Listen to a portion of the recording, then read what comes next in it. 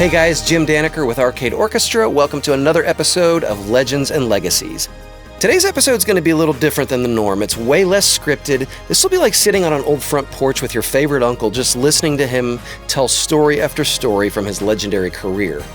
The thing is, this was the very first time I attempted this. This was back in February, and I hadn't learned yet to keep my mouth shut and to stop interrupting. So unfortunately, when I went back to edit this, I realized painfully how many times I said yeah and all kinds of other ways of interrupting.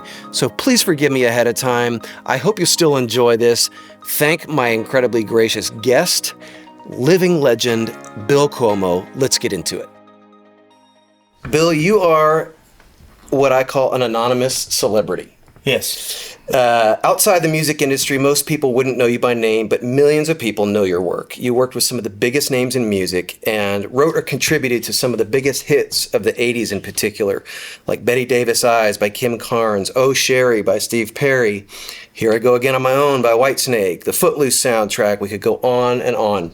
You also played keyboards or arranged for an insane variety of people, from Dolly Parton and Leon Russell, Olivia Newton-John and James Taylor, to Whitesnake. That's a leap. It is a leap. So tell us your story. How did you find yourself smack in the middle of music industry history, rubbing shoulders with some of the biggest artists of all time? You know, it was an accident. It really was. I was working in a band, working my way through college. I was at UCLA. And I didn't have time to do like a regular job, so I lucked into this weekend band that did casuals all around Los Angeles, but high-end casuals. That's what we used to call them, casuals out there. And the keyboard player, Dennis McCarthy, left. He got a gig writing the music for the new Star Trek with Picard. You know, so Dennis was a great guy and a great musician. We were a four-piece band. So we had a guitar, me on keys and bass, a drummer, and a singer who played sax. And it was an interesting group of guys. I mean, the singer was a stockbroker, the drummer did the Sonny and Cher show, and he was responsible for me getting into this. Okay. He said, you know, you're a good player. He said, I'd like to get you in on some of these demo dates that I do. He said, but two things you got to know. One thing, if you screw up, you're done. No pressure. He said, yeah, no pressure, but you get one shot. And the second thing is, demos are not sanctioned by the LA Union. If you get caught doing them, you get expelled. Wow. So you lose your pension, you lose everything. Yeah, wow. You know? Okay. So, I mean, and some of the 8 players were doing demos. It was the weirdest thing. And then they'd have to hide. And the union guys would come around and look at the license plates and take their plates down. That's crazy. And say, hey, we saw your car at Hollywood Sound. Were you there? Yeah, you know, that kind of thing. But anyway, so I got in to do a few demos, and it went well. And I just played either piano or B3, that's you know, or a Wurlitzer or a Rhodes, whatever they had. And eventually I bumped into a singer, because you know, it's kind of a rotating chair. You know, when you start out, you know, a singer shows up, then I have to find a key for him, and then we do the song. And I get $25, singer get $25, you know, big coin. But it was fun. Yeah. It was really fun. And it kind of changed me. I thought, you know, for a guy in school doing math and psychology, this looks like a lot more fun. Right. You know? So I decided to when I got out of college, I said, I'll give myself a year. Yeah. You know? And the singer that I bumped into was this drop-dead gorgeous 25-year-old blonde named Kim Carnes. Okay. And we just hit it off. I mean, whatever I played, she fought. You know, I mean, the communication between piano and her vocal was magic. Still is. And so every time that she and I were on the demo date, the songs got placed. Okay. So that put us together a lot more, you know, and eventually put us together for a score of albums. You know, but that's kind of how I fell into it. And I gave myself the year, and within a year, I was playing in Paul Williams' band. Okay. And Paul was an extremely successful songwriter. Yeah. I mean, with the Carpenters and turned into a bank commercial. I mean, he and Roger Nichols penned a lot of songs. So we had a 4-piece band, and it was a really good band. And this was what years, give or take? 70. See, I graduated college in 71, December. Okay. So right then, as I got out of college, because I got a scholarship to college, and I started college I got out of high school in 64. So I started college and I hated it. Yeah. I got a scholarship to Valley State. 6 months later, I just walked off campus. I hated it. I know so many people with that same story. Yeah, it was the same for me. So then I said, okay, I'll go to work. Yeah. So I went to work in retail. Yeah. And I wound up working full-time for Sears Roebuck. Okay. And I managed one of the 3 divisions in the stockroom. And as luck would have it, the big brass came out to California to see their new flagship store, the head of Sears, right? And they were having a big party. And my boss was an old Navy admiral. Okay. And his boss right under him was a bosun's mate. Yeah. So they ran a tight ship. Yeah. And Jim comes over to me, he says, I know you play something. He says, and one of the guys up in personnel played clarinet. Yeah. So he says, why don't you guys come upstairs to the party and play for the brass? Yeah. So we did. So Jim and I went up and we played, and we got all the eats, and I'm getting paid my minimum wage, Yep. And I thought, man, this is fun. Yeah. And they loved it. I mean, because it was good schmoozing, Sure. Right. It was good corporate politics. So that kind of set the stage a little bit, And then once you get that taste. Yeah. It's as crazy as it is, and you may not make a living at it, you got to go for it. Right. Right? Right. Yep. I mean, you're undertaking a huge project now. Yeah. So I did that. And then I got my first lesson in music politics. I did a song. I bought my first synthesizer, which was a string ensemble. Sure. Remember? Yeah. Made by Selena. Yep. Yeah, a little cheesy, but they kind of had their little thing. Yeah. So string machines. Yeah, and I would get like an extra 25 if I overdub strings. So the songwriter, Gloria Skleroff, was a great writer. I've known Gloria for years, and this was a song for Cher. Okay. A pitch. So crazy enough, she cut the song, and then I got called to come in and play string ensemble on the date. Wow. And I'm thinking, why? Yeah. They had a string orchestra there. Huh. But the arranger lifted all my parts. Yep. Wrote them out verbatim for strings. Yep. And then I went and played along with him because he, you know how this is in the music business where if a demo has a certain charm about it. Yep. There's that demoitis where people don't want to go too far away from the demo for fear of losing the song. Sure. Yep. Right? Yep. So that's what happened, and I did that. And then at the top it says arranged by Al Capps. And I went, I get it. Yeah. I get it. Yeah. So then from that, the band Paul Williams Band, which was Art Munson, who played for the Righteous Brothers, Colin Cameron, who played for everybody, Gary Malaber, who played for Van Morrison, and myself, we became they used to call us the Dawn Patrol at A&M. And we did demos there in the little C room. Yep. And we'd go in at 9 in the morning and just crank out demos. Wow. So it was a lot of fun. That's awesome. Yeah, it was. So that's kind of how I snuck into it. And then, you keep hoping something comes along. We got an ABC movie of the week called Catherine, starring Sissy Spacek. Oh, gosh, yeah, okay. It was about the Hearst. Right. And so Chris, the director, comes up to me and he says, do you know any classical? I said, yeah, sure. He says, oh, good. He says, I need you to record Haydn's 7th Symphony in D. Wow. The whole thing. Oh, my gosh. So I go home and I take all the paper out and I transcribe it and write it out and I do it on the string ensemble because that's, basically all I had back then. Yeah. And they use that throughout the movie. So that was another taste that kind of lit the fire a little bit. Yeah. And so this is still early 70s. And then by, I want to say 74, I'm still knocking around, I got a gig with Mac Davis. And Mac was the best boss ever. I mean, his songs were real simple. And the most confusing part was most of them were in the key of A. Oh, gosh. So it was very, you could drift off, from Scotty Grow to something else. You're watching. So I worked with Mac for a year. And the beauty of that was I got to do his TV show. And television in those days was crude. I remember one time they were calling up to the booth to get somebody to do something, the engineer up there, and he had a board with 4 faders on it. That was it for the whole band. Yeah. And that's horns, everything. Yeah, right. And they kept calling upstairs, and he was hunched over the console, and they thought he was dead. Yeah. But he was asleep. He Yeah. fell asleep. So, but it was great for me because it gave me a kind of an exposure to how TV works, because it's clockwork. It's all unions. Right. Like I couldn't do this and move the mic. Yeah, right. You'd have to have a guy from the mic movers union come out and move. Yep. You're on stage. I've had some experiences with that. Yeah. So that was a fun thing. We had sorry, I didn't mean to interrupt you. Yeah. There's my favorite memory of that. We were playing Carnegie Hall.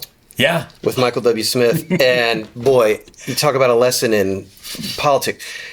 Our drummer, who was like a bull in a china shop, one of my favorite human beings, but he just had no qualms about, so he walked up and grabbed a donut off the Union donut tray. And it almost shut the whole thing down, and anyway, sorry. Yeah, no, I was doing crazy the same thing. stuff. I was playing Carnegie with Paul. Yeah. And the stage manager made a point of showing me the signature of Vladimir Horowitz in the piano that I was playing. Yeah. Because they had like 6 Steinways there. Right. And he says he wouldn't let Elton John play it. Yeah. He'd have nobody standing on his piano throwing glitter in it. Yeah, right. Right. So that should have been my word of caution. Right. But it wasn't, because the piano went out of tune. Oh. And I hate. Well, my dad was a tuner and owned a piano store. Yeah. So I took my little wrench out and one of my wedges. Oh, boy. And I'm tweaking. And this guy comes, "What are you doing? Yeah. I said, "It's out of tune." Yeah. And he says, "Well, you can't tune." I said, "Well, then get the tuner." Yeah. I said, "I can't play piano. It drives me nuts." Right. It sounds like a saloon piano on that one note, And of course, it's the one note you hit the most, exactly. right? Of course. Key of A. Yeah. So anyway, after Mac's TV show was great, because TV money at that time was great. Yeah. It was really good money. Sure. And so for me going, wow, going from coming out of college making $6,000 a year, yeah, to doing that was like, it wasn't something I wanted to do in particular, but it was good exposure. And then from Mac's thing, I got a call from Warner Brothers via a friend of mine. They were putting together a band of musicians from different bands.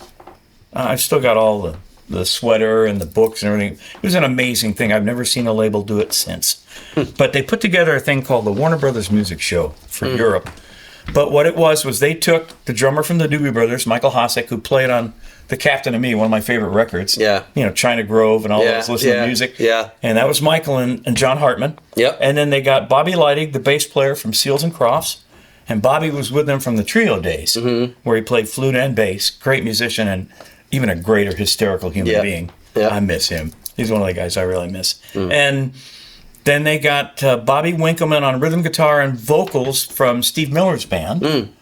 They got Jerry Weems on guitar, American Indian, little quiet guy. You put a SG cutaway and a double SG, the double cutaway guitar in his hands, and a Marshall, stand back. Yeah. He played with Ronnie Montrose and Edgar Winter. Oh, gosh. Monster guitar player. Yeah. And quiet, Yeah. He's one of those guys where he plugs in, he's a different guy. Right. And and myself on piano. And they put us together. It was kind of a put-together band, but we did some gigs opening for the Doobies because their manager was our manager. Bruce Cohn managed both bands. And Bruce was a great teacher for me because I was green to the world of music and writing, and I wrote songs on the record. And we were allowed to keep our publishing. Okay. Which was kind of cool. Yeah. And I had to come up with a name. And, of course, I turned in 7 names to BMI. And the 7th name was a joke. Pants Down Music. And, of course, that's the one they picked. That's the one they picked, right. So I got a cartoonist friend of mine to do the logo with Betty Boop shoes through a 45. And anyway, we did gigs at the Cow Palace and just local Bay Area gigs. Sure. Because there was a whole different music scene happening up there. Yeah. And then we'd rehearse at Michael's house because, Michael had been in the Doobie Brothers, so he was rich compared to the rest of us, up-and-comers, Yeah. And he was eminently kind and generous. And it was a gas to hang around him. The only one who really didn't fit was Winkleman. He was kind of he wanted to be a gangster with the fur-collared coat, and the felt hat and stuff. But he was a wispy kind of a guy, and he would say things at inappropriate moments. Oh, gosh. Yep. So Warner Brothers put together this tour called the Warner Brothers Music Show in 1975. Doobie Brothers, Little Feat, Tower of Power. Oh, my word. Montrose, Grand Central Station, and Bonnaroo, my band. Mm-hmm. You know, and I mean, you know, it's like, okay, who doesn't fit here? You know, us, because I mean, we didn't have the on-stage experience, and I don't care who you put together in a band. You have to get out there and labor and sweat and work it out for at least 6 months to a year before you really become truly a band. Sure. Right? So, but it was, listen, I wouldn't trade it for anything. I mean, the entire staff of Warner Brothers, from Michael Austin down, the whole record company, 6 bands, 12.5 tons of equipment, 5 countries, a little over 3 weeks. Wow. And the most well-organized, we took over hotels, the entire hotel. Yep. Then Warner Brothers would set up a hospitality suite in each one where we could go down. We had videotapes of movies, donuts, orange juice donuts that we could take. And, you know, and stuff.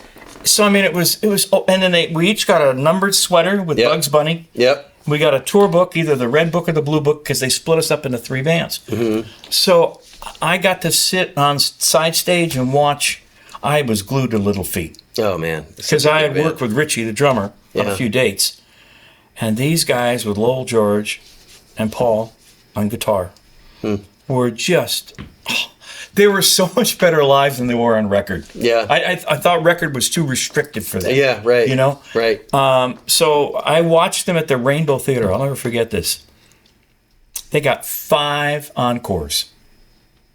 Wow. 5. The crowd, everyone in that room was mouthing the lyrics to every song. Wow, they knew every song. I mean, and when they hit Dixie Chicken at the end, I mean, they're all going nuts. Yeah. And they couldn't get off stage. And they opened for the Doobies. Yeah. The Doobies came out, and that's when Baxter was with them. And I remember it took them an hour to get this. Yeah. Because the crowd was so emotionally wrung out from seeing Little Feat. That's crazy. I think that's why the Stones, when they had one time had a group open for them and took some of their thunder, they vowed, okay, no more opening acts. Right. You know, we're the Stones, we come and play. Yeah. You come see us. Yeah. That makes sense. We did, but it was amazing because we had the book and it gave us guides to every city we're in, do's and don'ts, where to go, what to see. Yep. So we had time. I remember in Paris, I spent a lot of time walking around with John Hartman, and we just went around and saw the sights, you know. But this was like 1975, and I'm like going, wow. Yeah. You know, but I was still hoping to, at this time, it all came back. We did the band thing for a year, but we didn't make any money, you know. And so I had to get back to my studio thing. Yeah. For me, I got to tell you, Jim, that's all I wanted to do was be in the studio. Yeah. Yeah. I mean, you know, I took my misery home with me. Yeah, you know? Right. So I got back on track doing songs, and it wasn't until 1979 I met a producer named George Tobin, and George is quite a guy. Sorry, George, love you. And he's still around. But he's a salesman. I mean, he could sell ice to Eskimos. That joke, right? Right. But he was producing Kim Carnes. So he had Smokey Robinson bring Kim a song called More Love.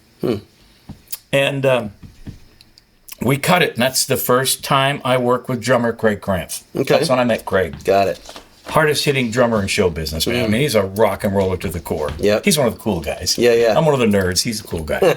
So anyway, at the end of the record, and it's all done. It sounds terrific. He's got backgrounds, and Kim sounds great, and he's got the Waters singing with Kim, Maxine, and Julia, and I mean, it's wonderful, right? And then George looks at me and goes, I don't know if I can say this. He goes, hey, Bill, I'd like an intro on this record. Okay. He says, let me, to quote him, give me some of that classical shit. that was my mission, right? Yeah, yeah. And I said, well, how long do you want it? And he says, 30 seconds. Yeah. I said, George, on a pop record? Yeah. You know? Yeah. I said, go ahead. Radio, 3 minutes. Yeah. So the engineer on that was very new at engineering at the time, Ryan Olyate. And Ryan went on, I mean, I hadn't seen him since then, but he went on, well, we did some things in Mexico, but he went on to do Tom Petty, and I mean, he's a great engineer, great guy. And I mean, I could see the beads of sweat because what was happening was the tracks were all full. Yeah, right. And so we got to roll forward in the tape, and I got to play, and then we got to be out by the time Craig's drum pickup comes in. Right. Because then everything's playing. So we're trying to figure out how to do this, and Ryan wanted to cut in a leader. That's what we said to George. Put a paper leader in there so that we don't accidentally erase it. Right. Then when we're done, we'll put them back together. No.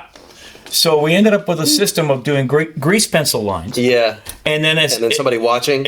I'm watching while I'm playing the intro. Golly. So I'm watching close like this, glued, and then it comes. Yeah. And then I know when to get out. Oh, and it ended up being this.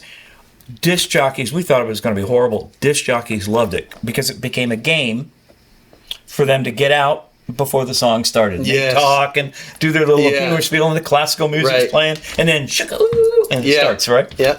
So that was the first top 10 hit with Kim. And I'd done some other records that were big in other parts of the world, but this is my first time on the radio.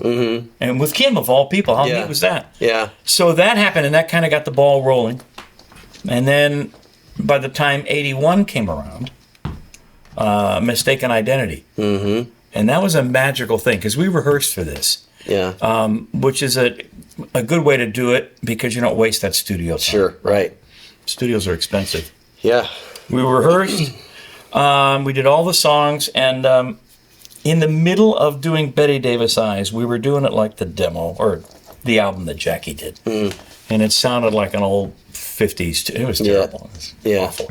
Yeah. And the thing that was awful about it was the song had no chorus. There's just a refrain. She's got Bette Davis Eyes. Yeah. You know? Right.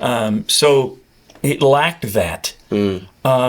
And the arrangement being so 50s, it lacked that. And we're going through it, and I'm sitting there and I'm building just this hatred of this song. And I finally, in the middle of I don't know how many times we've been playing it that day, I just did this on my Prophet, and I just laid down on it. And everybody kind of went like this and stopped playing. Yeah. And I said, this sucks. Mr. New York. Yeah. I said, I hate it. And of course, then the next question from Val was, what do you got? Yeah. So make it better. And then now I'm on the spot. And geez, I don't know. So I sat down and I came out with that opening riff.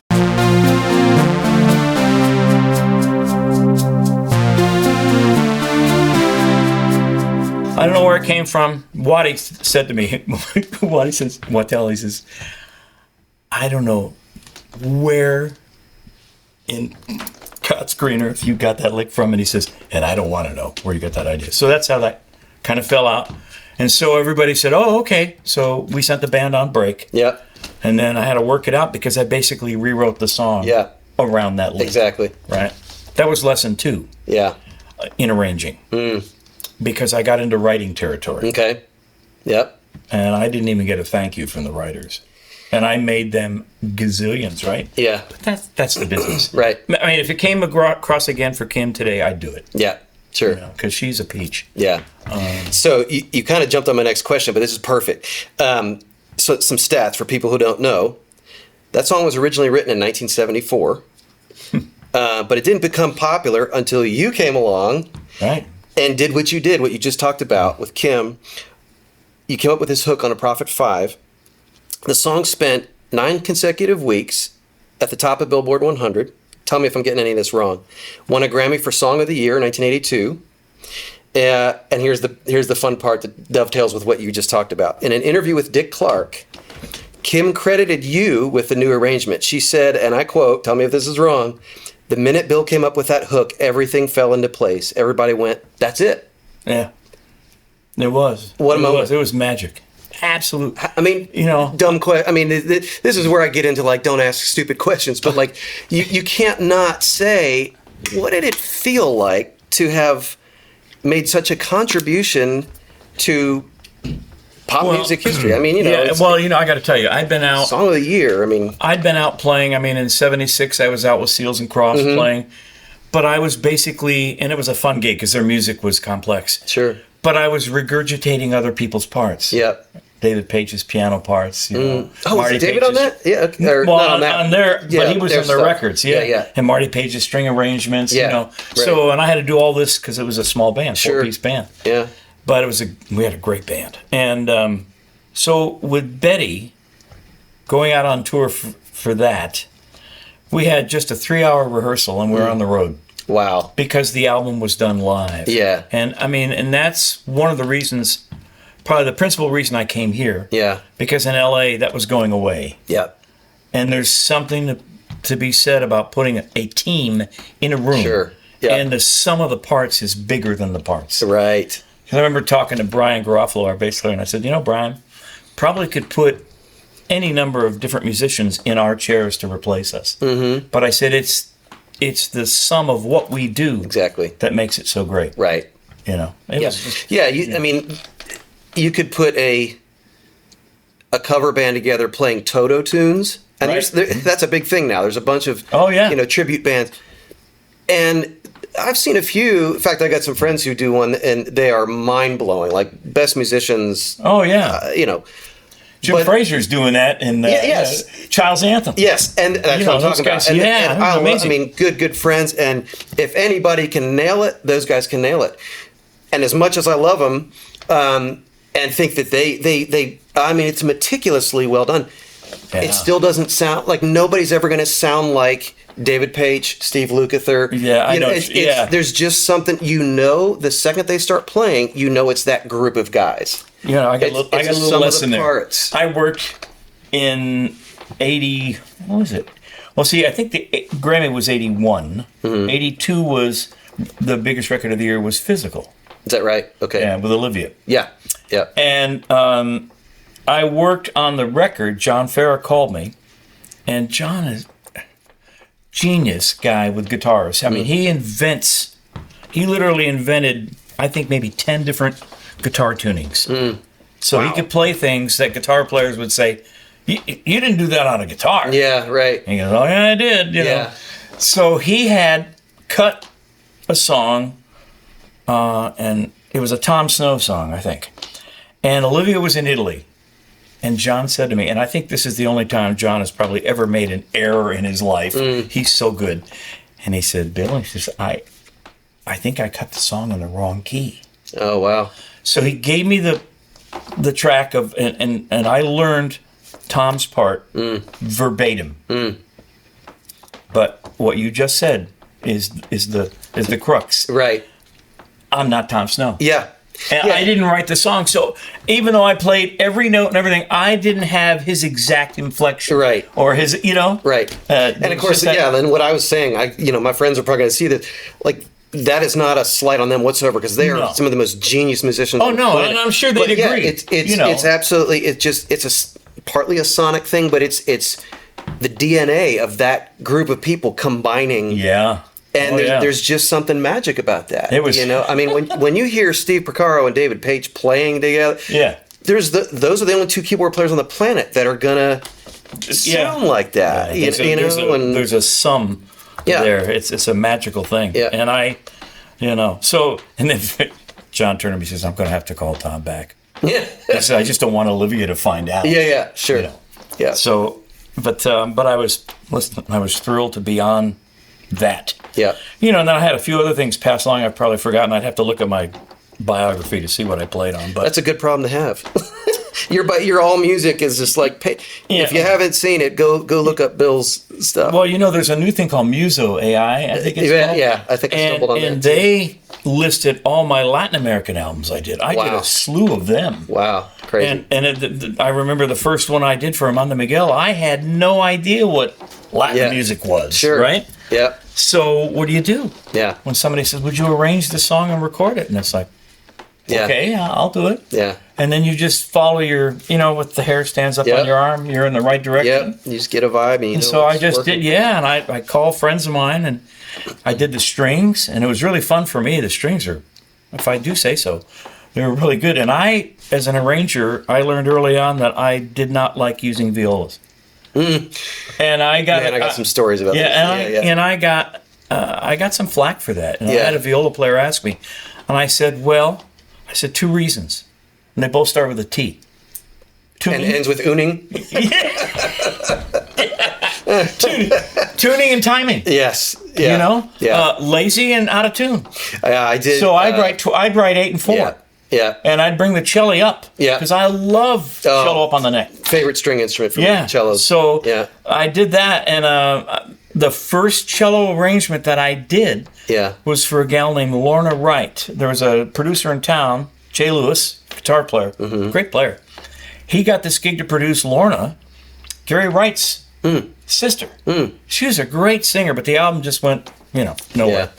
But I wrote a cello part, and I wasn't there. I was sick the day or doing another date, and Edgar Lustgarten was the #1 cello call, and I wrote it out hand on a piece of paper, for him. I mean, I think I even drew my own staff lines. I had to do it quick for Jay. And Jay got back to me, and he said, you'll like to hear this. He said, but Edgar asked who wrote the part. Wow. And he said, it's a beautiful part, one of the most beautiful parts he played. And I went, great. Wow. Coming from him, I was like stunned. It's nice to get those moments. Oh, yeah, it was. And so that led to me liking to do strings. And I got to do strings through late 70s and 80s on Latin American records. And I was free to go. Yeah. And because my first record with Amanda was #1, I was free to do anything I wanted until her husband got mad. Because he was a singer. Okay. And they're from Argentina. Yeah. And to a certain degree, they're like Middle Easterners where the woman walks 10 feet behind. Right. Yeah. And she doesn't say anything. So that was, the second album I got called, and Diego interviewed me, and he said, well, what are you going to do with this song? And I said, well, I would like to do that. No. Yeah. So every time I suggested an idea, I got a no. Yeah. And I said to him, I can't work like this. Yeah. So I said, take the shackles I'm out of here. Hey, we hope you're enjoying this episode of Legends and Legacies. We just want to give a quick shout out to our friends at Roland. The 80s would have sounded dramatically different without Roland. Think of all those drum machines and synthesizers all throughout the decade. Tears for Fears, Simple Minds, Genesis, Peter Gabriel, on and on and on. They all used Roland gear to create those timeless hits that we still listen to today. So thank you to Roland for helping us to bring Arcade Orchestra to the world and for taking you back to the 80s. Now back to Legends and Legacies. Okay, so of course people are going to want to hear about a couple of these things. So, Oh Sherrie, how did it come together? Working with Steve, I think I know the answer, but for the record. Craig introduced me to Steve because drummer, right? Yeah, he and Steve go back a long ways. They had a band together prior to Journey. Okay. And Craig told me the story. He was on the Ventura Freeway heading into town, and they passed this accident on the opposite side. There were ambulances, fire engines. Freeway was completely stopped up, and he was with his oldest daughter, Carrie, who I think was, 7 or 8 at the time. And what he didn't realize until later was that was their bass player who died in the car wreck. Oh, wow. The night before they signed to CBS. Oh, my gosh. They had a group, and they were all ready to go. And so, Craig thought, there goes the deal. And then he talked about maybe getting another bass player, and making the deal go ahead. But Steve had the offer, I think, from Herbie, who managed both bands. And Herbie dangled the carrot for Journey to where Steve could make money, because he wasn't making any money at that time. We all come from humble roots, and finally you want to eat enough to pay the rent. Sure. Be able to pay the rent, make enough. And so Steve took the gig, but he and Craig stayed close, so close that when Steve decided to do a solo record, Craig recommended me. So the band was originally Craig, me, Ray Gomez on guitar, Kevin McCormick on bass, I think, if I remember right, because it was very short-lived. We rehearsed, we did a week, and Steve fired the band, but kept me. And that put me kind of in an awkward position, because, Craig introduced me to all this. Thank goodness Craig had written songs, and he played on a demo that got on the record, Strung Out, that they did with Stuart Smith. It's a good rock and roller.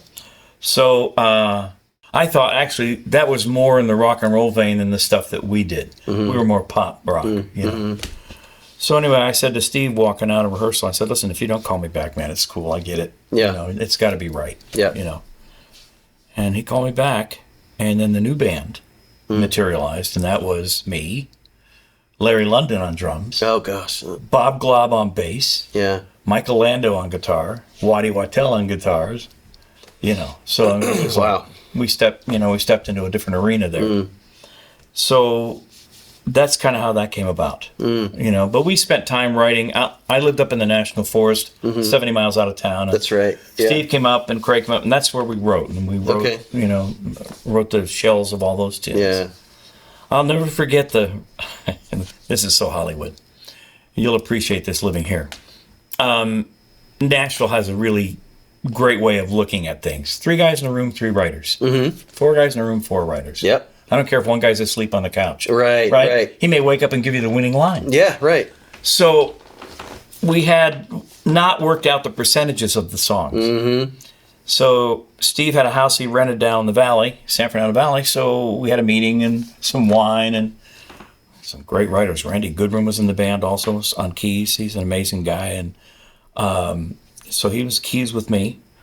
And then myself and the band and whoever was involved in writing. And then it started. Well, I wrote this, and I think that's more important than that. Yeah. You know, and I just sat back and watched this all go on, which is uncharacteristic for me. Yeah. Because I'm usually in it, you know, and I didn't say anything. And finally, Steve turned to me and he says, What do you think? You've been quiet. I said, look it. I said on Oh Sherrie, I said, there's 4 of us. I said, I did the intro, the outro, the B section. I don't know if that's more important or not. I said, I'm captured by the moment. I wrote most of the music on that, but I'm splitting it 3 ways. Right. I said on the other song, what was the other one? It was Captured by the Moment, and God, I got a blank. And I said, I wrote a third of that, and I said, and I didn't really write all of a third of that. So I said, my point being is it all comes out in the wash. So I said, for me, 3 guys, 3 ways, 4 guys, 4 ways, and be done with it. I said, you guys are going, oh, well, I want an extra 2.5%. Yeah. I said, you guys sound like a bunch of 7-year-olds in a play yard. I said, that's my 2 cents. Yeah. And that's the way we ended up going. Thank God. Yeah. That's great. Yeah. So, but that was an amazing record. Oh, Larrie London. Monday, I'm going to do a live Facebook thing. Sean, his son, is hosting it, and David Hungate invited me. And Hungate he's still in Nashville, right? Yeah, David, the original bass player from Toto. And I worked a lot of dates with David. Yep. And great player, funny guy. Yeah.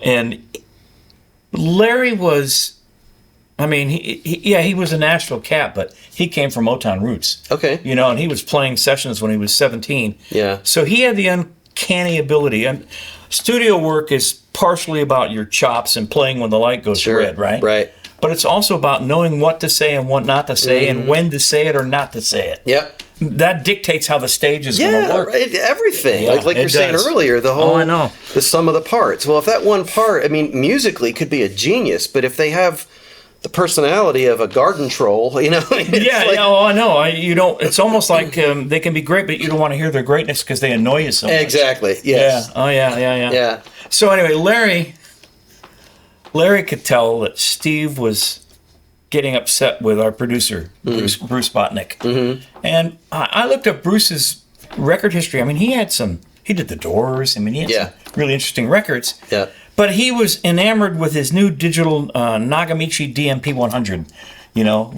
digital recorder. Yeah. And so he was playing with it in the studio while we're working.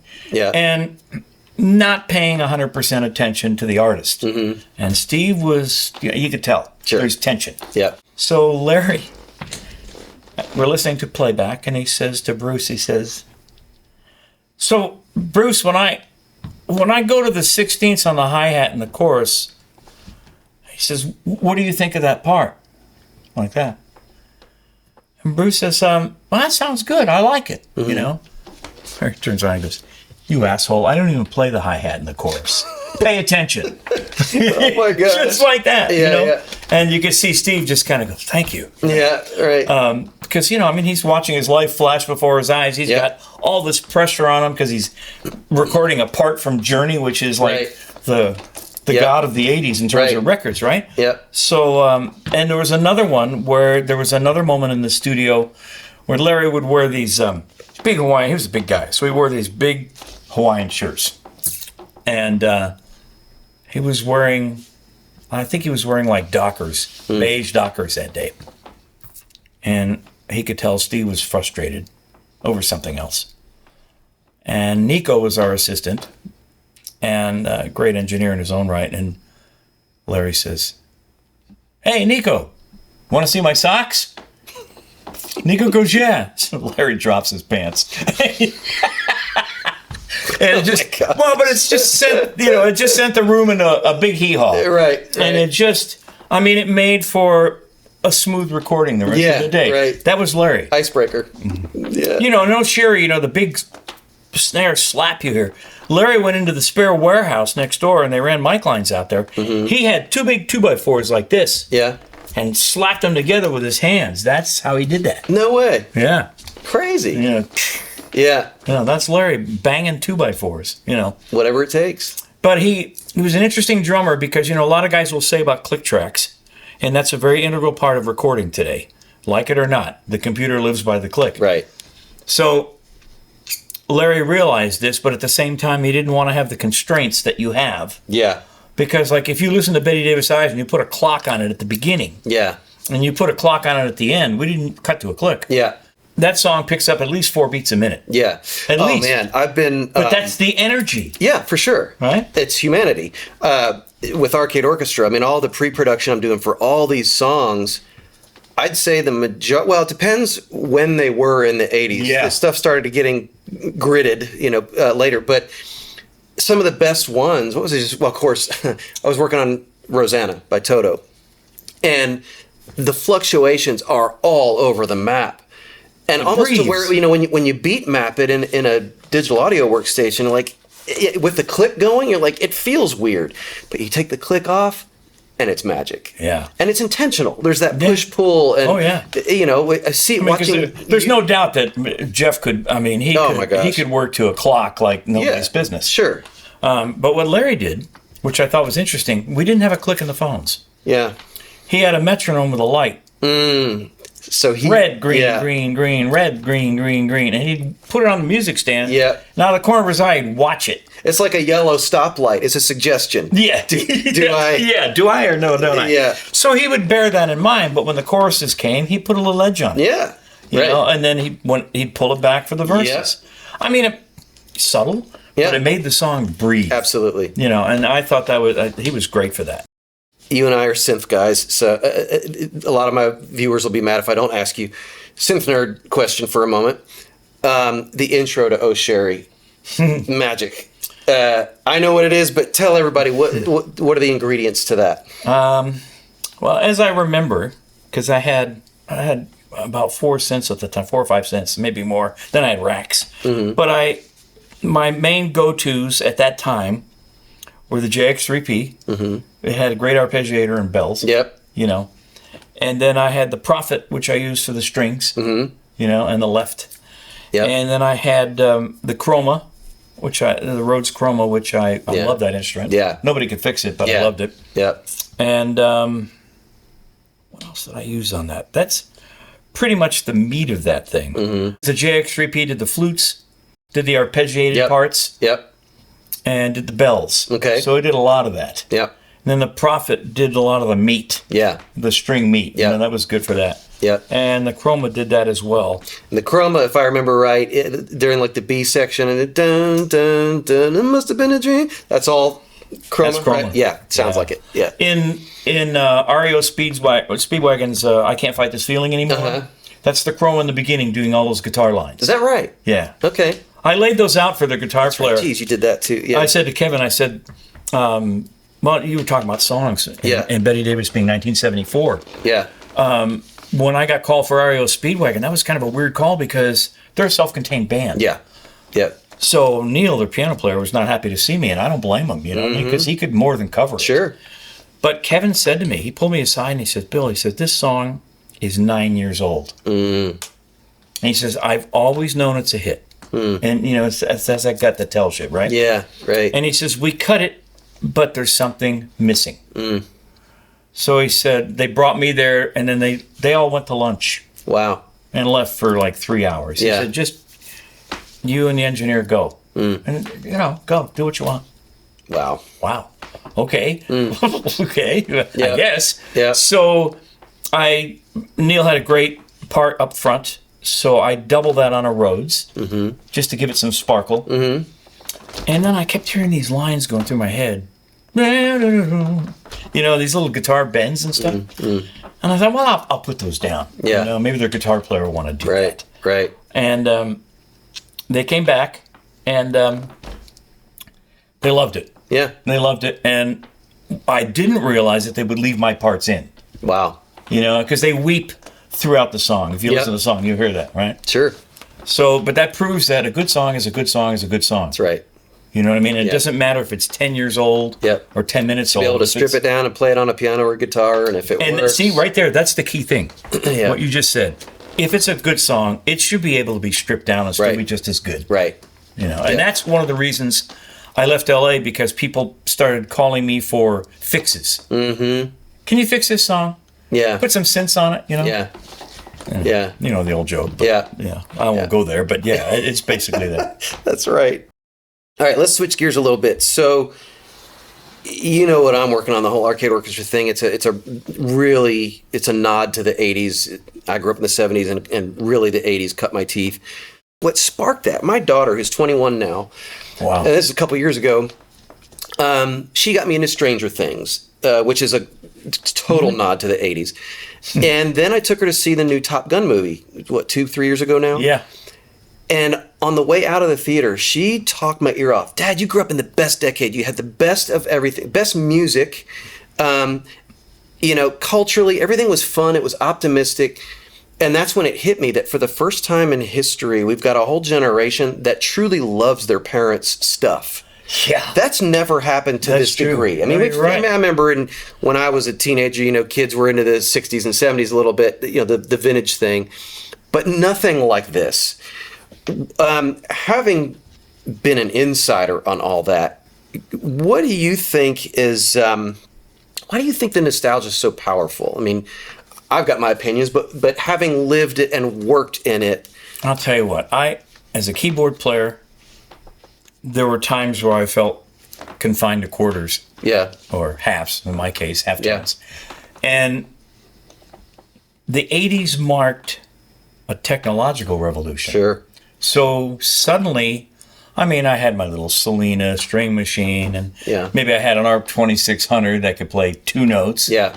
But when the Prophet 5 hit, suddenly I could play carefully, no more than 5 notes. Yeah. But if I was smart, I could do it. Yeah.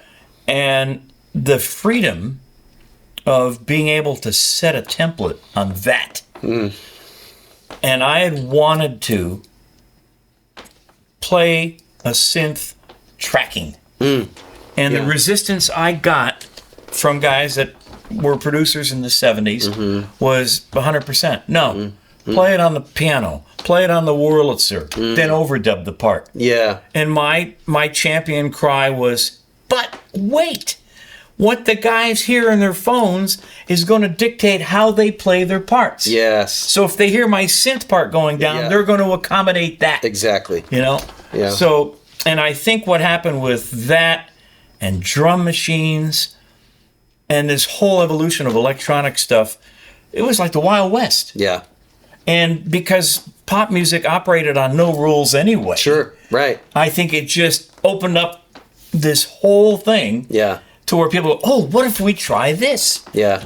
So, I went back and I just blasted everybody wants to rule the world. Oh, gosh, what a song. And to me, that's probably my favorite song to go back to. I caught a thing of them live doing it, now. Yeah. And it was still great. Yeah. And I just went, just listen to that whole thing. And then when I got called for Henley's solo record, I just got called for a track, just a closer track, not a big thing. And they played me Boys of Summer, Man with a Mission, and one other one. And you could hear my jaw hit the ground. Yeah. And I was at record 1, so thank God I was comfortable there. But I was sure out of my element when I listened to that stuff. I was just like stunned. Yeah. And it was all drum machines. Yeah, right. Lindrum. Brilliant. I mean, Cooch and him, I mean, they just, wow. Yeah. And I looked at him, I said, what am I doing here? Yeah. What do you need me for? Yeah, right. You know, and they said, well, we'd like you to do this last song and do the drums, programming, and the keys. Hey, I was tickled to be part of it. Sure. You know, I mean, to work with Henley, are you kidding? Yeah. I sat down for 2 hours with him and just chatted. Yeah. And I view him as, he's just like the apogee of songwriters, boy. Oh, my gosh. You know, he's just what brilliant. And a vocal.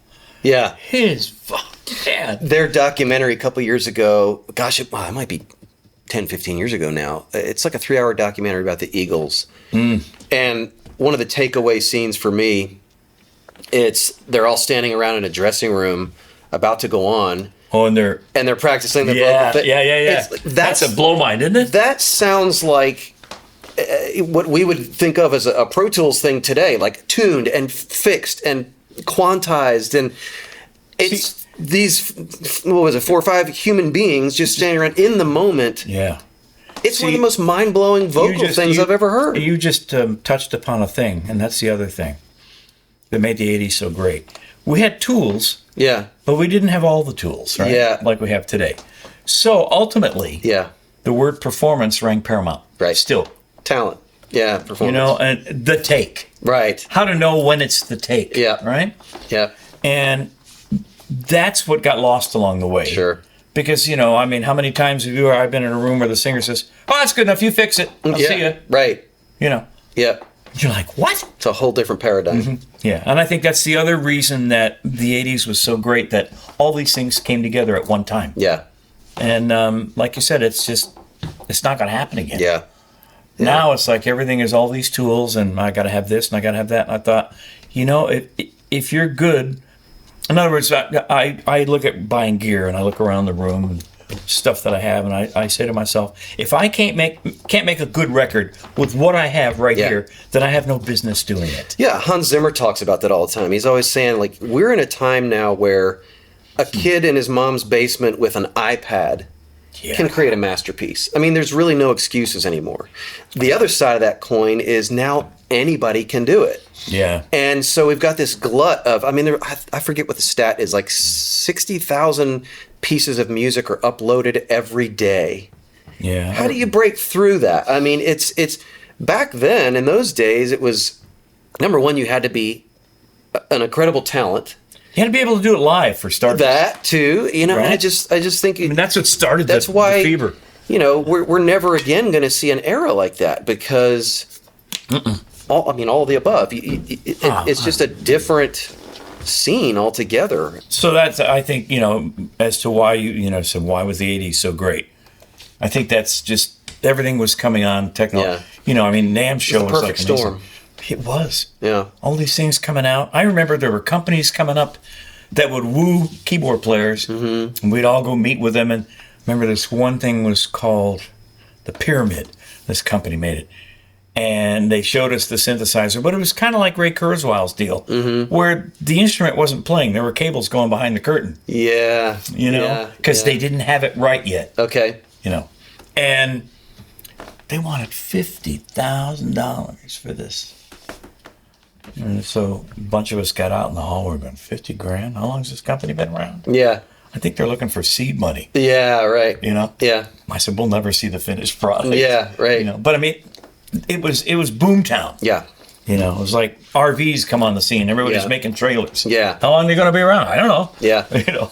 Yeah, gosh. Well, and that's back when, you know, any synthesizer was at least several $1,000s. Yeah. You know? Yeah, I mean, you'd think about it because an investment would be $3,000 to $6,000. Sure. Each one. Yeah. You know. Back in those days, that's the price tag then, which means multiply that by around four or five to get to $20, $25. Yeah. So profit. I remember Jupiter 8 was $4,000, I think. Yeah. So that's. I remember when we did Whitesnake. Yeah. And Dan Huff was playing guitar on one of the tracks we did, and I mean, Dan is scary. Such a nice guy, and you give him a guitar, and he's an animal. He is. And he had, which many guitar players had, a big Bob Bradshaw room. We used to call them the Twin Towers. Yep. You know? Yep. And Keith Olsen's sitting there listening to Dan play, and he's listening to the sound, and he walks over to Dan's rack, and he takes his guitar cord, and he unplugs it. He says, follow me. So Dan's walking with his guitar plugged in, and Keith is schlepping the cord. Yeah. They walk down the hall to Keith's souped-up Marshall. And he plugs it in, turns on the Marshall, and says, "Play." Yeah. And it just screams, you know. Yeah. And Dan looks at Keith and goes, "Damn, could have saved $28,000." Because he had that much tied up in the rig, you know. Yeah. But because you're working for clients, when they pay you double and triple scale, they expect to see that stuff. Yeah, right. They want to see like a music store. Yeah. What do you got? Yeah. Can you give me this kind of sound? Yeah. So well, we had a guitar player with Michael W. Smith one time who it was his first. Michael had revamped the band, and he shows up with a cartage truck. His entire rig, it filled Michael's entire front room of the studio. Wow. And it took forever to set it up, kind of like me today with all this stuff. Yeah. And it finally, hours later, it's all up and running. He walks across the room and hands me his cable and MIDI cable. And he says, "I'm going to need you to send me time code." I was running all the computer stuff. He wanted time code so he could synchronize his delays and everything. And we're just like, pick a tempo. Just play. There's your chart right there. Right. There's, you want. It was funny. We laugh about it now, and he's gone on to have an amazing career. But it's not the gear. You know, I mean, you see a guy like Dan who can plug into a pig nose, or whatever, and tear it up. Make absolute magic. Hey, thanks for listening. In case you're wondering, what's Arcade Orchestra? Well, what if you could go back and actually relive the 80s? Not just listen to the music, but actually travel back in time and experience the best of the decade in a fully immersive experience that engages all 5 senses. We are building this experience, and it's called Arcade Orchestra. If you'd like to know more, be sure to follow us on our socials, YouTube channel, and arcadeorchestra.com. Now back to Legends and Legacies. If you could work with any artist that you haven't been able to work with yet, who would that be? Wow. That's a good question. I mean, I would go back to the 80s. Okay. I mean, not now. Sure. There's nothing really that, knocks my socks off a lot like then. Yeah. I'm a product of my time period. I think back of, I used to listen to records. I thought Crosby, Stills, and Nash would have been, there's a starter. Yeah. Phil Collins. Oh, man. Don't get me started. Yeah. I mean, but I'm saying, Tears for Fears. Yeah. To have worked with guys like that would have been great. Mm-hmm. And I would have loved to have done stuff with those guys. Yeah. But I don't have any, my path just kind of fell where it fell, and I have no regrets about where it took me. Sure. Because this whole thing was not planned. I have a lot of my friends that I talk to, and they knew from a young age. I mean, they left home at 15, went across country to go to Hollywood to play in the clubs and to be a famous musician. Yeah. John Beelan comes to mind. I've known John forever, and he's a great player, and he played, with Ronstadt and Burrito Brothers, and he played live with Chris Christopherson and all these different artists, and he loved it. I mean, that's what he wanted to do. And I was very narrow of focus. I just wanted to get in a room like this and get loose. Yeah. And come up with ideas. You know? And somehow out of all of that, I became like this intro guy. And I think that's from my college public speaking and debate. Yeah. Where we had a great teacher and we had an actor come in, Anthony Zerbe, and he talked to us along with the teacher about getting attention. Okay, so you do a record. What makes you like it? Do you have to wait to like it, or do you have to? Does it have to get you right off the get-go? And so, like speaking or anything else, you got 15 seconds to get somebody's attention. That's right. If you don't get then, it's today you're right. Yeah. It's shorter. So if you lose that, you're done. Yeah. So that's kind of what got me into this whole thing about intros. And I did that during my demo days. I'd take a portion of the song and maybe invert a bit here or there, but so that it still felt like part of the song, but it was different. Yeah. But enough for ear candy to where you'd want to hear more. Right. And by that time, the singer's got you. And I just kind of fell into that thing. Yeah. A lot of my stuff was arranging, so I just felt lucky to be able to do that. Yeah. I mean, my life's been blessed. I look back on it now and think, you could have done this, you could have done that. And then you go, well, this is the way it went down. Yeah. And I'm thinking, geez, I never planned this. Yeah. My parents, forbade me from playing rock and roll in the house. Is that right? Oh, yeah.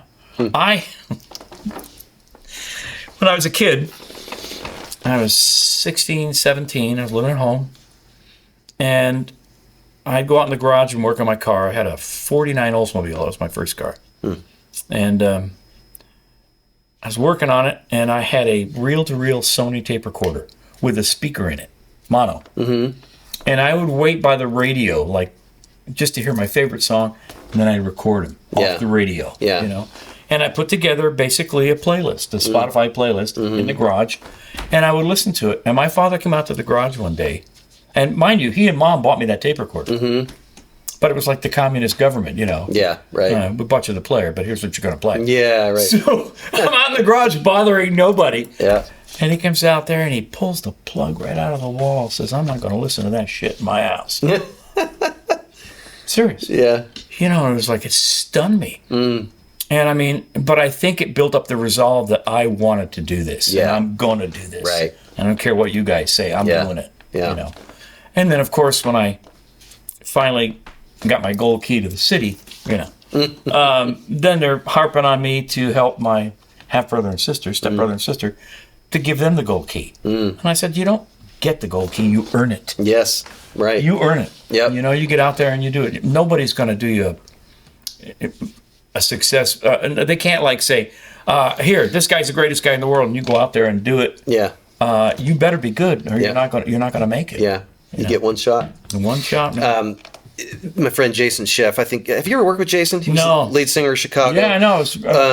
Looked at that piece of interview. Yeah, he was talking about that. I can't wait for people to see that because one of the questions I asked him was, his story is a little similar to mine. He was just getting started. He was 22 years old. Yeah, he was young. I remember right, 22. All of a sudden, he finds himself in a room with David Foster, Chicago 18, Bill Champlin, guys like that. And we talked about, man, what was that like? You know, because it's do or die. And he talked about, his takeaway was that Foster, you know, is known for being almost brutally fast. Like, Yeah. come on, let's get it. But he was used to working with the very best. And it was fascinating to hear Jason talk about that because it's like the silver bullet, man. You get one shot, and you better have that silver bullet loaded. If you accidentally put the bronze bullet in, you know, you're gone. Yeah, it's that. David was very capable. Yeah, it's He that. gave me some pointers coming up. I mean, he was amazing. You know, combination of right place, right time, preparation.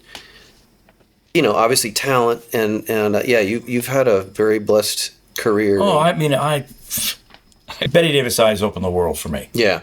You know, then I had... That was the first big one, right? For you? Right, yeah, Record of the Year. You can't... Number one in, 26 countries? Right, yeah. 14 million singles sold. Golly. Physical singles. Yeah. You know, I mean, what's like... that? Yeah. The round thing with a hole in the middle. Yeah, right. Yeah, I mean, it just...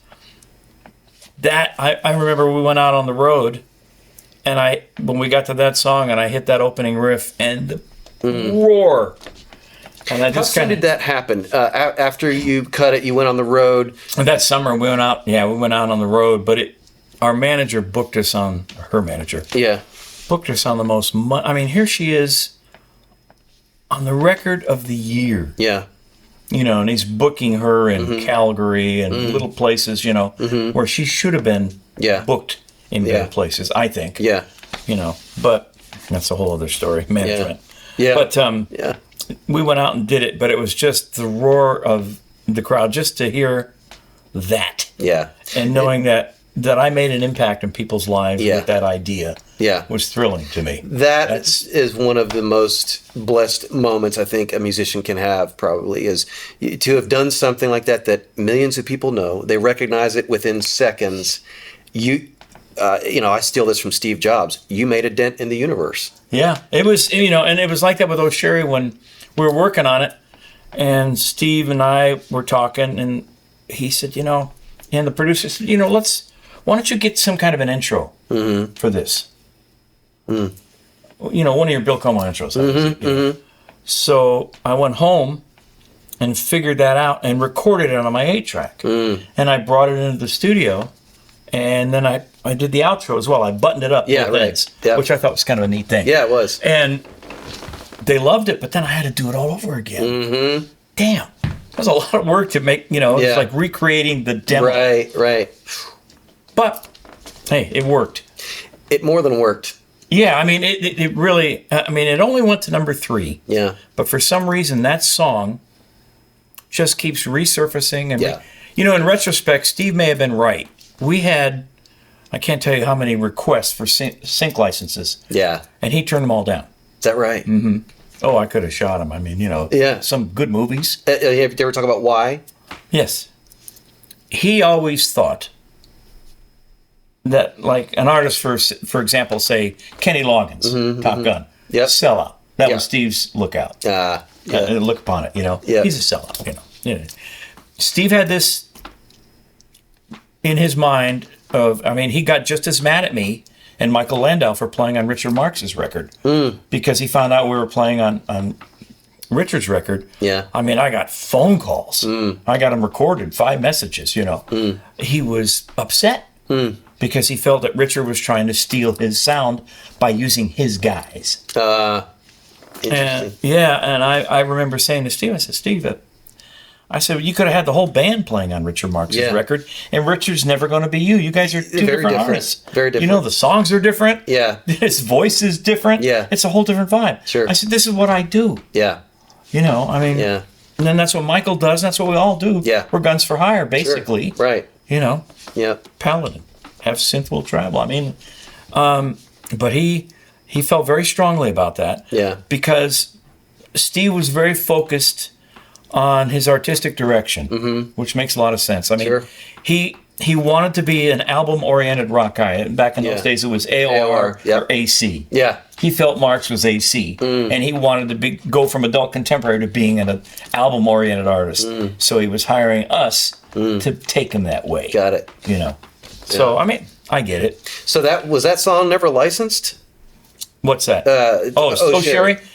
Sherrie? Any sync stuff? No, but the closest we got to having it licensed is when Ford Motor Company stole it for the 1996 Taurus campaign.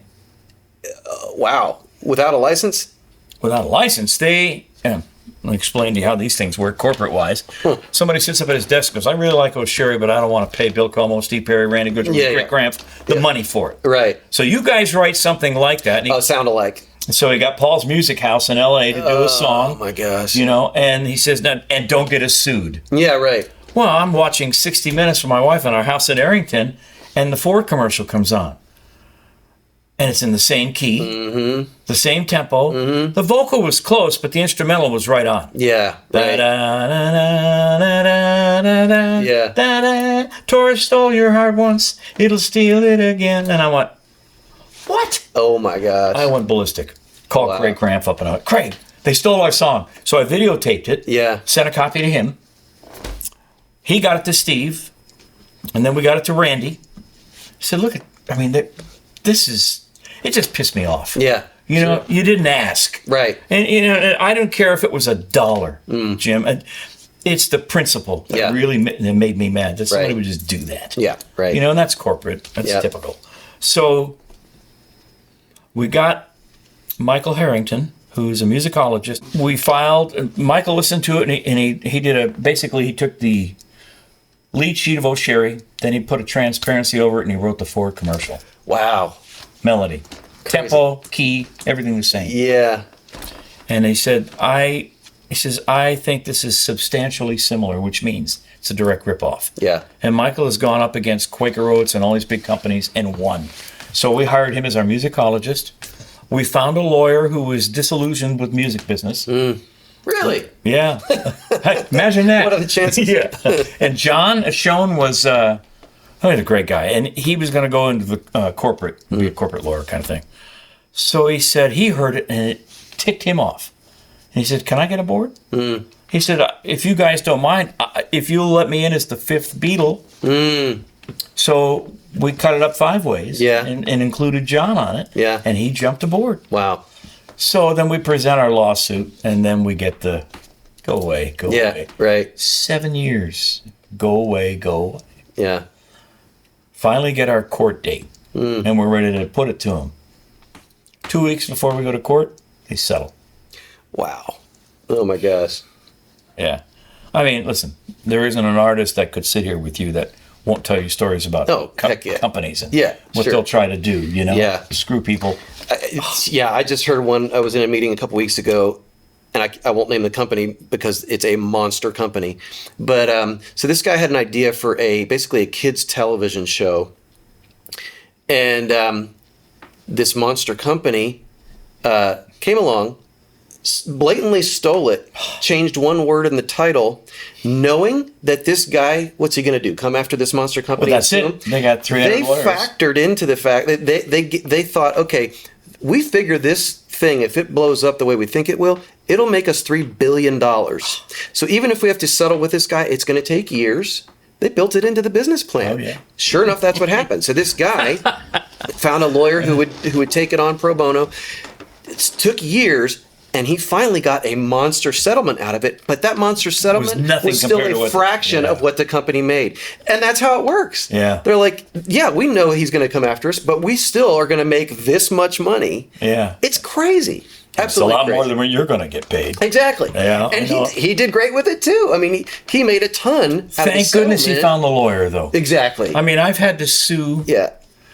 I've had to sue record companies. Yeah. Or record companies and Ford Motor Company. Yeah. J. Walter Thompson. Yeah. 3 times. Wow. All for something that was contractually written. Sure. So then you realize that the paper that they write it on is not worth the ink that's on it. Yeah. You know, because they fully intend on screwing you. Yeah. And the longer the contract is, the more provisions for which they don't have to pay you. Right. Right. You know. Exactly. Because a gentleman's agreement could be 2 pages. Right. I'm going to screw you is going to be 100 pages. Exactly. Exactly. Grab your ankle contract. Yeah. You know. Give me some questions. Okay, so here's my wrap up. And I got to read a little bit of this. We're calling Arcade Orchestra the ultimate 80s experience. It's going to be an incredible show that reimagines the best of the 80s in a really epic yet honoring way. And to me, so much of what this comes down to is we're telling stories. Yeah. And we're telling the audience's stories. And what I mean by that is when we do so many of these songs, one thing I'm looking forward to is looking out and seeing all the faces of people, because everybody is going to bring their stories to the table. Right. This girl over here might be remembering something from high school, you know, a relationship, whatever. This guy over here, same kind of thing. That's what this is all about. That's what this music is all about. We're telling people's stories because we've all got one. We all bring one to the table. You certainly had a hand in some of the biggest musical stories of my life and countless others. You know, God, as soon as I hear the intro, lucky. You maybe, but I was lucky. whatever led to it, here we are. And, you know, to this day, when I hear that intro to Oh Sherrie, or Here I Go Again on My Own, or Bette Davis Eyes, but, you know, of course I think of you now because I'm lucky to call you a friend. But any listener, when they hear that stuff, they remember their stories. Yeah, it takes you right back. It does. Right back. And I told you this one time we were having breakfast. I will never forget. I forget what year it was, Oh Sherrie, but my cousins were twins, and we lived in Allentown, Pennsylvania, and they had a house up on the side of a mountain. And I could tell you, I wish I could plug a video recorder. Yeah, because it takes you right back to that time. I can see the scene. We took the vinyl out, put it on their record player, and that incredible intro played. I can see that in my mind's eye. Oh, yeah. And there's millions of people out there that can probably say the same thing. You just touched on an interesting thing, too. Records were events. Absolutely. I mean, I remember in college we'd buy a 33 and we'd all get together and open the album on the floor and read the credits. Yeah. You know, and it was a journey. It was an experience from beginning to end. And you know, you listen to your favorite records. Who played on this? Yeah. You know, and names started to get familiar, you know. Yeah. But it was magic. You could read the lyrics while you were listening to the song. Yeah. Because you could see the lyrics. Right. You know, CDs killed that. It wasn't background music. You know, now it's like you put on Spotify or whatever while you're cooking dinner. You know, it's like music that's another thing going back to what we talked about earlier. Why is it so different? Well, music today it's a commodity at best. Yeah, I mean, there's some good stuff, but yeah, like you said earlier, any kid, like what Hans said, any kid in a bedroom with a laptop, yeah, you know, and iTunes, yeah, or GarageBand or whatever he's got, I mean, yep, he can make a record. Exactly. So the bar, yeah, went way down, and it let everybody in. Yeah. You know, and there's no test, there's no, you know what I mean, there's no grueling test to say, I qualify as a good musician. Nah, anybody can make a record. All this to say, you know, touching on something we said a few minutes ago, you had a hand in some, I would say, cultural moments. And so on behalf of the millions of people who've experienced those moments, who enjoyed them, who, I just want to say thank you. Oh. Thanks for doing this. Thank you for your part in some timeless music, because I think you and I would agree and this isn't just because we're a certain age or whatever, because we grew up listening to this stuff. Oh, yeah. Maybe that's a part of it, but really that era is timeless for a lot of reasons. And I just don't think, Jason Sheff was saying the same thing when we talked, you're not going to be having conversation 30 years from now and be remembering with this kind of fondness. No, you know, I don't want to fill in the blank, but any artist who's doing stuff today, and there's some good stuff out there. I just talked with a friend of mine the other day about this, saying, you know, it was a magical time, and I don't think the stars are going to align again the way they did for that decade. Right. Hey guys, hope you enjoyed today's episode. Thank you so much for joining us. We've got more incredible 80s artists in the pipeline, so please be sure to hit like and subscribe, leave a comment, and follow us on our socials at Arcade Orchestra. On our next episode, we'll revisit the 80s and its impact on the present with my good friend Jason Sheff, lead singer for 30 years with 80s supergroup Chicago. So stay tuned, keep being rad, and see you next time on Legends and Legacies.